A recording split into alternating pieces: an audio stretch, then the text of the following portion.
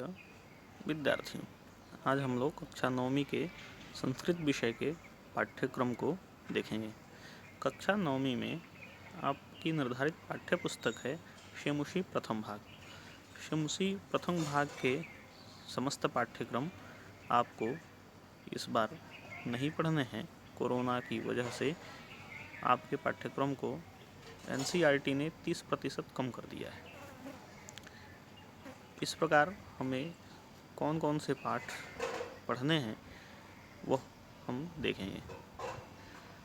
हम पहला पाठ नहीं पढ़ेंगे, दूसरा पाठ पढ़ेंगे स्वर्णकाक, फिर तीसरा पाठ पढ़ेंगे गोदोहनम, फिर पांचवा पाठ पढ़ेंगे सुक्तिमौक्तिकम, फिर छठा पाठ पढ़ेंगे भ्रांतो बाला, नौवां पाठ सिकता सेतुः, दसवां पाठ जटायुः शौर्यम, एकादशः पाठः पर्यावरणम। इस प्रकार आपको शेमुषी के कुल 7 पाठ पढ़ने हैं। व्याकरण के अंशों में हम देखेंगे, आप संधि पढ़ेंगे। संधि में आपको स्वर संधि के मुख्य 3 भेद, दीर्घ संधि, गुण संधि और अयादि संधि पढ़ने हैं। व्यंजन संधि में आपको मुख्यतः प्रथम वर्ग का तृतीय वर्ण में परिवर्तन देखना है और जस्त्व संधि पढ़ना है। साथ में म के स्थान में अनुस्वार किस प्रकार हो जाता है इसको पढ़ना है। विसर्ग संधि में आपको उत्व संधि पढ़ना है। प्रत्यय के अंतर्गत आपको त्वा, तुमुन, ल्यप और तवतु, ये केवल 4 प्रत्यय पढ़ने हैं। कारक के उपपद विभक्तियों को पढ़ना है। द्वितीया, तृतीया, चतुर्थी, पंचमी, षष्ठी, सप्तमी, इन 6 विभक्तियों में। शब्द रूपों में पुल्लिंग शब्द में अकारांत और उकारांत, स्त्रीलिंग शब्दों में आकारांत और इकारांत, सर्वनाम शब्दों में अस्मद और उस्मद। धातु रूप में पठ, गम, वद, भू, क्रीड़, नी, दृश्य, अस, क्री, इन सभी धातुओं के 5 लकारों में रूप देखने हैं और से व लफ, इन 2 धातुओं के केवल लट और लृट 2 लकारों में रूप देखने हैं।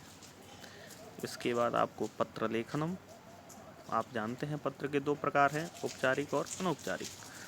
तो इस पत्र लेखनम को देखना है और परीक्षा की दृष्टि से आपको बता दूं कि मंजूषा की सहायता से पत्र को पूरा करना है। उपसर्ग में आपको आ, वी, प्रति, उप, अनु और नीर, ये केवल इतने उपसर्ग पढ़ने हैं। संख्या में आपको 1 से 50 तक की संख्या संस्कृत में आनी चाहिए और 1 से 4 तक की जो संख्या है उनका तीनों लिंगों में कैसे रूप चलता है उसको देखना है।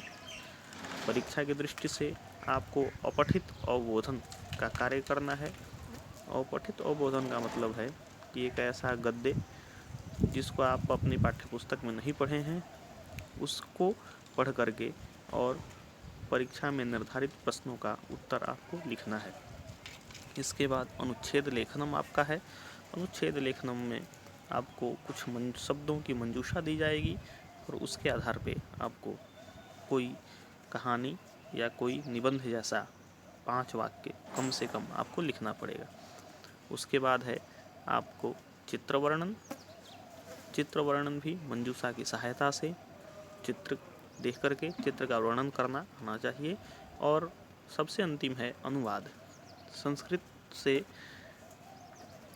हिंदी और हिंदी से संस्कृत या अंग्रेजी से संस्कृत के 5 वाक्यों का आपको अनुवाद आना चाहिए। आपके इस प्रकार शेमुषी प्रथम भाग आपके निर्धारित पाठ्यपुस्तक है। व्याकरण अंश के लिए 2 पुस्तकें अभ्यासवान भव और व्याकरण विधि, यह दोनों आपको पढ़नी है। यह है आपका 9वीं कक्षा का पाठ्यक्रम। इसको ध्यान से देखें, समझें और इसके आधार पे अपने विषय वस्तु का चयन करके आगे की पढ़ाई जारी करेंगे।